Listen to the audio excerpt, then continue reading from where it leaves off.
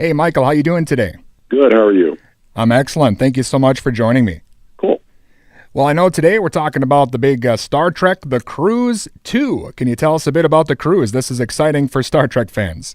Yeah, they started this. There've been a bunch of cruises over the years on a smaller scale, and somebody came up with the idea of a large scale. I mean, on a big boat, and they did it the beginning of this year in January. They went out for a week, and it was very successful. And so they decided to do 2 weeks this year. And we leave, I think it's the 5th of January for one cruise. We go out for a week, come back, and then we take out another group and come back. And it's going to be a lot of the actors, a lot of the guys that I've worked with. So for us, it's going to be fun to hang out for a couple of weeks. And, there's going to be dancing and singing and a lot of food, I heard. I've never done a cruise before, but I heard that they don't skimp on the on the food part.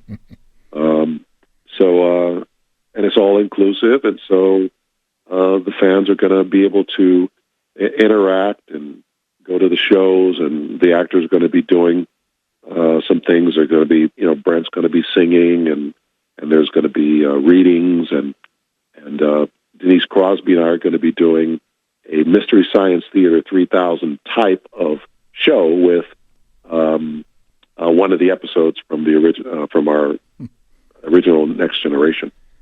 Excellent. Yeah, it seems like these themed cruises are real popular now. And, of course, if you're a big Star Trek fan, this is way different than meeting you guys at a convention. You'll be hanging out with them for, the whole week. Exactly. Well, Michael, as you mentioned, basically a who's who of Star Trek actors are going to be there from all the different shows over the years. Yeah, there's Nana Visitor, Brent Spiner, LeVar Burton, Jonathan Frakes, Renee Auberjonois, George Takei. It's kind of like a cornucopia of Star Trek actors, and some from Deep Space, from Next Generation, and there's going to be a lot of characters that had like guest star roles that were important that are going to be there. So it's a motley crew, literally a motley crew of Star Trek. Well, and you've been in, of course, The Next Generation and Deep Space Nine. I read more than any other actor you've been involved with Star Trek. So, that's kind of become your legacy. I know you've done a lot of other things as well, but Star Trek is, I guess, what you're known for. Is that cool with you? It seems like some people have trouble maybe being identified that way, but you seem like you're into it full bore. Oh no! I'm a middle class kid from Pasadena, California. So, to me, it means that I was working, which is more important than anything else. I had a job, and if somebody told me at the beginning of my career, they said, "Okay, you're going to have 11 years and 6 movies in this one genre," I would say, "I'll take it," and I love every minute of it. It was a great ride, and the ride's not over.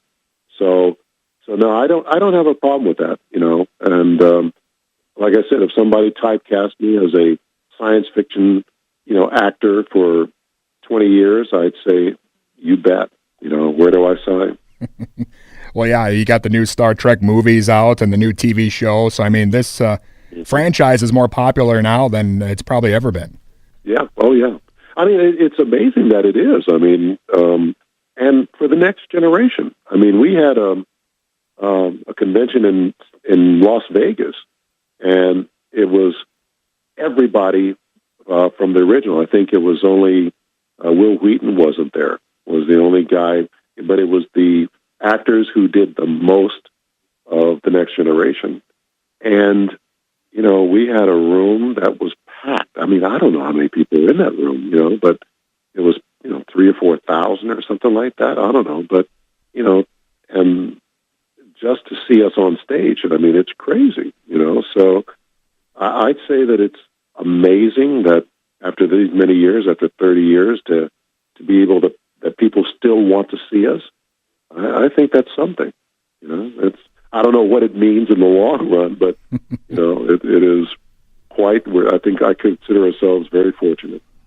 Yeah, definitely. The fans of Star Trek, I don't think there's anything else has such a devoted fan base for. It's incredible, the kind of the fans that you've had over the last, few generations now. Oh yeah. I mean, Star Wars is really close. I mean, the fans are devoted. I'm a Star Wars fan. Forget it. But they started in '77, and Star Trek started in 10 years earlier. So it's quite the it is. It's something that's never going to die. Well, Michael, I wanted to ask you not really a Star Trek related question, but Sure. I love the movie Rocky. I've seen it hundreds of times. Never had any idea that you were in that scene with Carl Weathers. Yeah. It was, I put it on my resume for no other reason than I just love that I was even a minuscule part of that show, of that movie, because it was, and I got to say, and I talked to Stallone about this. I did a movie called Shade with him, and I said, I got to tell you something, and I was this, and he says, oh yeah, and we were talking about it, and nobody wanted that movie. I mean, it was like they thought it was a terrible movie. They didn't think it was going to do anything. And I said to Sly, I said, look, all I remember was between the fight scenes, the boxing scenes, you would be on the massage table getting massage and writing, like furiously. And he says, let me tell you something. They were literally going to pull the plug on the show. And I said, what do you mean? He says, they had a guy that was standing next to the big generator that puts electricity to all the lights. And he wanted to do this one scene that was really important. He said, you've got to have this scene. And they said, you have one take. And if you don't do that one take, if you try to do a second take, this guy from the studio was literally going to pull the plug out of the generator. It was that, unwanted. And it shows what they know, because the franchise has made over $1 billion. So, and to be part of that, even in the minuscule way, was, I think really important to me. Yeah, it goes to show whether it's Rocky or Star Trek, you never know what's going to wind up being timeless. It's great that you've been part of both of them. So yeah. Actually, the funny thing is that Stan Shaw, who played one of the other boxers, and Carl are still friends, and we talk about that. After all these years, about. And I think Carl or Stan, I think it's Stan, has a picture of the three of us in the movie. And I said, really? He says, but he'll never show it to anybody. I said, oh, come on, I want to see it. Nope. But it's out there. Excellent. Again, looking forward to the Star Trek cruise coming up, StarTrekTheCruise.com. You can get all the info. Thank you so much for your time today, Michael. My pleasure. Thank you. All right. Bye-bye.